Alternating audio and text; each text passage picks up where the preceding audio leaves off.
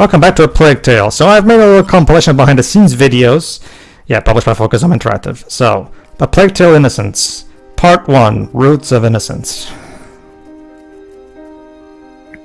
I will read over the French bits. A Plague Tale Innocence allows you to play as a girl named Amicia in 14th century France. You will be traveling through France during one of the worst periods in the history of Europe, that of the Black Death, all while caring for her 5-year-old little brother. Hugo is a totally new responsibility for her. Your sister, Amicia? We haven't seen each other much. In a world where there is a constant threat, the Inquisition at their heels, rats are able to strike at any time as an ever-present threat. The message is clear to players. You must take care of this child because without you, he will die. Without he, you will die. Well, yeah. Another subversion. Well, I'll be damned. Here's the rest of them. No! Wait, we're just looking for someone. And you found him. How can a child grow up while exposed to such violence? What will Hugo's state of mind resemble at the end of the game? We will also explore this theme for Amicia. How far will she be willing to go to ensure their survival? We start the game in the usual environment for our main characters, obviously, who are young children unprepared to fight for their survival.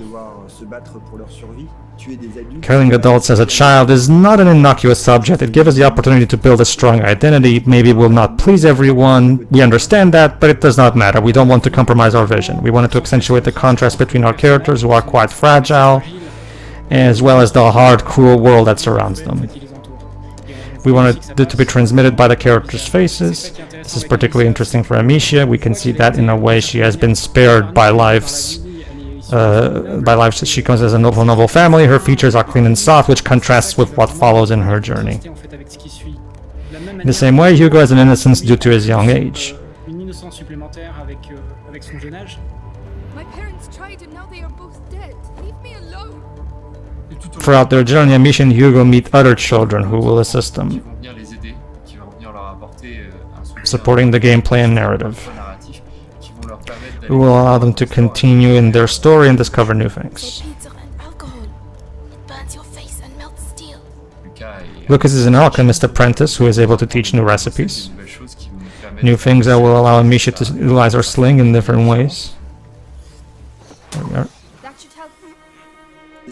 Orphans appeared very early in the concept and are vital to our exploration of the world of childhood.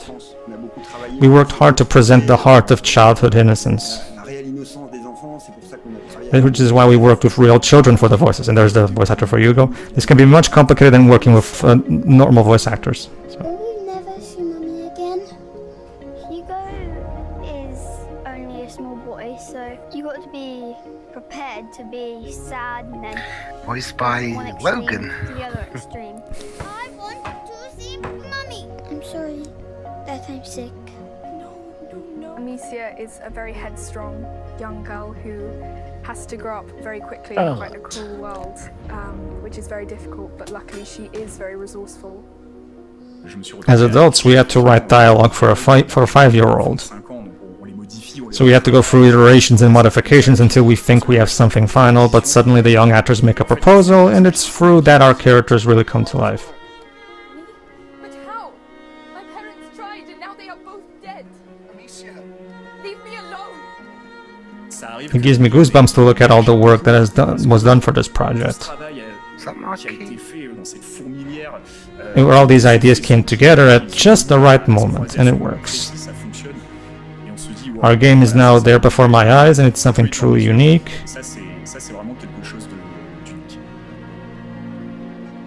Hugo. I want them to come back. Well, if you wait till later on. At this point, we thought she was dead. Well, she isn't. Spoilers. We didn't know that. Indeed. Alright, part 2, Dark Ages. From the start we asked ourselves, what period do we rarely see explored in video games? Or has room for us to express it a little differently? We arrived at the Middle Ages. Our heroes encountered different aspects of this period. At the beginning they have this comfortable, noble life. Beyond that they encounter the realities of a battle-scarred country, poor settlements of the 14th century. The Inquisition and its hierarchical structure. He is with us. Very good. Regarding the environments, we wanted to stay as true to the period as possible, relying on one of our strengths as a French studio based in Bordeaux.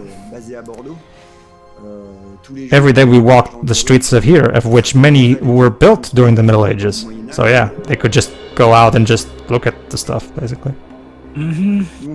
We wanted to do justice to this unique architecture with winding streets, rickety houses, things patched up and built with very simple materials.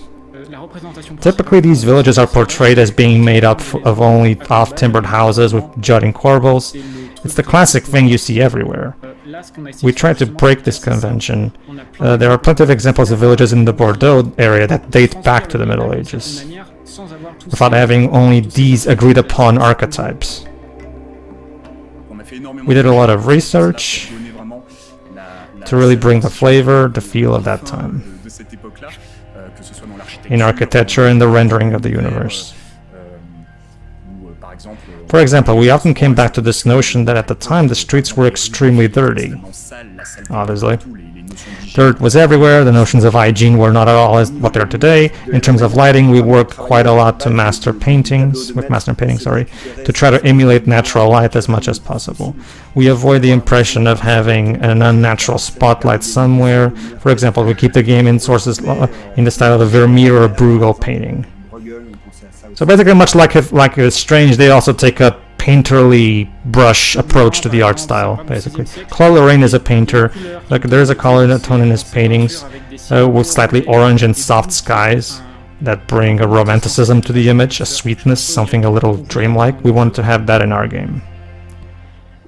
What I love about what we've done so far is that it's actually very close to the initial vision, what we wanted in terms of mood and feelings. We speak to the type of player who wants to live this kind of experience. As a result, we have enormous freedom. It gives us opportunity to make a game even closer to what we think some players search for and love today. Of course, we also made a game that we would have liked to play ourselves. Very good. Fitting. I did forget to mention that I do like how the game looks. Alright, part 3, Children of the Plague. The rats are surprisingly prevalent, considering they were not planned on day 1 when we first began the project. Oh, really? Yep, they arrived after, yet we now feel they are a real core of the game.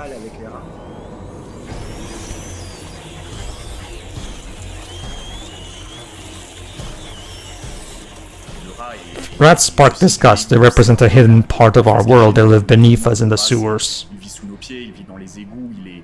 In urban settings, they are feared because they remind us of filth and disease.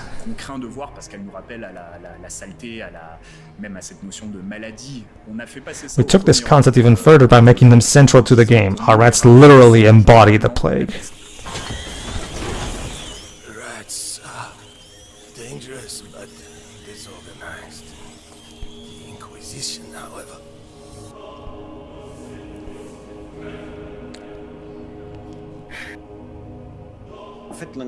The Inquisition are the... looks like underneath that mask. True. The Inquisition are the ones who seem to have the most knowledge of where the rats come from. They also seem intent on somehow using them to pursue a hidden agenda.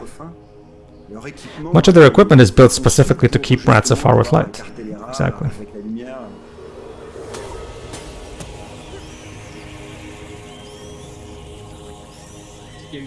There was a challenge in how we displayed our rats in the shadows, as they are themselves quite dark. We played with many different elements. We adjusted the nature of floors, trying not to use too dark floors in certain parts. We changed the fog, which cuts the rats' shapes.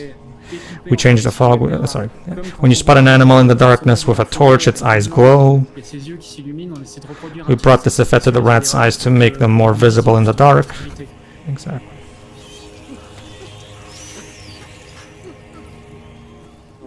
One of the specialities of our studio is that we've been using our own engine since the beginning. On Plague Tale, that's what allowed us to dedicate a part of the engine's team to ensuring we render these hordes of rats as organically as possible. There you go. Here's the basic explanation. While rats are most of all a great technical feat, often we'll have 5,000 simulated rats on screen simultaneously. They each have their own AI, their own behavior, combined with a hive mind. That ensures certain information is shared across the entire horde.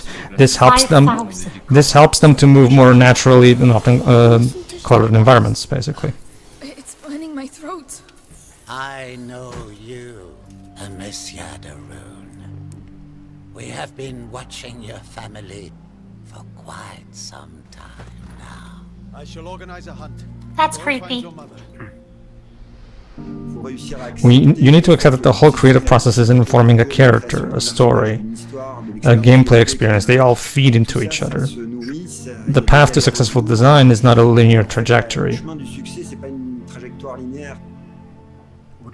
Rather than having something to prove, we fought to offer the best experience possible. We do not want to have regrets about this game. All of us want to express what we have within ourselves so that the player can feel, controller in hand. This is what we put in is driven by love, even if the subjects are horrendous. All this comes from the love of 40 people. So there you go, 40 people made this game. Oh yeah, this is from one of the trailers. Yeah, I really like the imagery of that final shot there in the trailer. And there you go. Available May 14th, 2019. Now also available on the PS5 and Xbox Series S and X. Alright, now let's take a look at the music. Since Shiro was very particular about the music, let's take a look at it.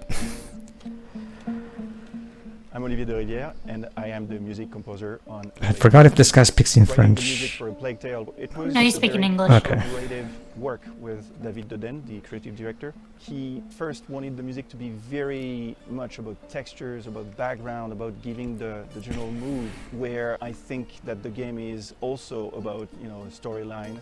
And we converged together to this sort of blend of texture and melody, very simple melody. I serve the vision of the creative director, and his vision was to give the sense of the relationship that is actually happening. Amicia is discovering her own brother, and he's discovering his big sister. And the music is about that as well. We witness this new relationship between them. A Plague Tale is not a huge amount of musicians, it's mainly 5 musicians, and mostly it's one musician, Eric Maria Couturier, who's doing a lot of cello magic to create this unique sound. Cello. We've been recording... It's funny because the following year the composer of this really dark and gritty game about killer rats and corruption of religion would do Streets of Rage the following year. Yep. Awesome. Neat.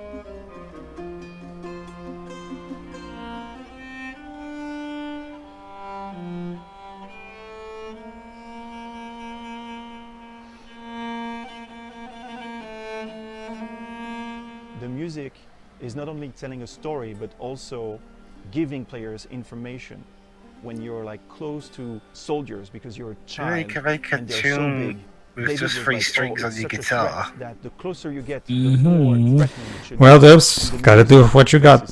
So that's what I like to do when I score games. It's Musicians not are only wizards, serving, I'm the convinced. actual world story, if there is any, but mostly the... Now, I want to try someone legit try and make a tune based with just 1 string on their guitar. I mean, if the Ninja Turtles could do it. Pre-order now and get exclusive bonuses. Andy. Minor spoilers follow. So let's take a look at Charlotte recording. My name is Charlotte McBurney. I'm 17 years old and I play Amicia in A Plague Tale: Innocence. I'm part of a children's agency at the Young Actors Theatre. I didn't really know a lot about video games. I wasn't really sure what to expect. The initial audition was just a self-tape that I sent in. It said I had to record it in a French accent and an American accent. My French accent was initially based off of one of my lovely French teachers at school. Then it kind of changed from there because we didn't want it to sound like someone who was French speaking their second language. The aim was to try and make it sound more natural. The apple tree, Father. So it's like they're speaking English. So This was my first. to us it sounds English, but it's like in An average university day they're we, speaking come into the French. It's studio, like it's a if kind of there'd been trick you someone taller hear in recording before me, films. we'd have to lower Well, the it's microphone essentially the to idea that they had to perfect it. And then we'd do some voice matching to get my accent set and my voice set. And then we'd just jump right into wherever we were. I worked with Asobo for over a year, so I feel like I got to know a lot of them, especially people like Seb, the writer. He and the whole team put so much into the game, and they cared so much about it, and I wanted to do my best to bring their dream, to help bring it to reality. I had so much fun doing it. I loved doing the really, really emotional stuff. One of the first scenes that I recorded was Leon's death, and I found that really hard. I love dogs, and when I found out that they were killing off my lovely dog, I was very upset. I just had this dog whimpering into my ear, and there were these noises of the ground rumbling, and the director's probably like, imagine your very dog being intense. killed Even in though real she sees a lot of life. really horrible things, she doesn't let them get to her after a certain point. I mean, they do still That'll affect probably her, do the trick. but I would kind of hear the context and I'm like, oh my God, that's awful, you know, and deliver this with the really kind of emotional, because I'm very emotional. In an emotional way, and they're like, yeah, you can't have that level of emotion because it's about to get a lot worse, so you can't get that emotional. What are you putting these children through? Lucia has to be very patient with Hugo. But don't you see, Shira, we're trying to illustrate the harshness of reality versus the innocence of a child. You see? There's one that's about I like what she Hugo's age, said so I was always earlier. picturing It's them like, oh, when I was recording this slide, they had a dog whimpering in my ear. It's like, to have to watch them experience Okay. something like that, which is awful. So I was trying to bring some of that into it. You have to be careful when you kind of draw on your own life, because you It's kind of like Shira in The Dark Knight, where when Heath Ledger and Christian Bale were acting in the interrogation scene, Heath Ledger was the one who told Christian Bale, punch me for real. It was meant to be a fake punch, but Heath Ledger right there on set said, no, punch me for real. That would be a lot better. into the microphone 10 times. I mean, if it works. Very weird. The death noises, that was actually one of my favourite things to do, weirdly. Says a lot about me. I think I'd actually had a really... Yeah, we never got to see any deaths because Pedro Great, cut so away just every stand time at he the end of the died. section, like, stand back from the mic. That is true, yeah. Well, it's right again. It's your typical. The deaths basically operate on the same logic as The Last of Us. Deaths basically, like you're being eaten and then cut to black before the body completely disappears and stuff like that. So, anyway. I guess it wouldn't have hurt to have seen those, but yeah, whatevs. All right, and that was the behind-the-scenes stuff that I compiled. All right, everybody. All right, we're officially done with the first game, but you know what? We have some extra time to kill. So tune in next time for a little bonus where we're going to commentate on the extended gameplay trailer and release date reveal of the second game. So let's take a look. It's basically just the first 12 minutes of the sequel, so it works really well. So see you for that.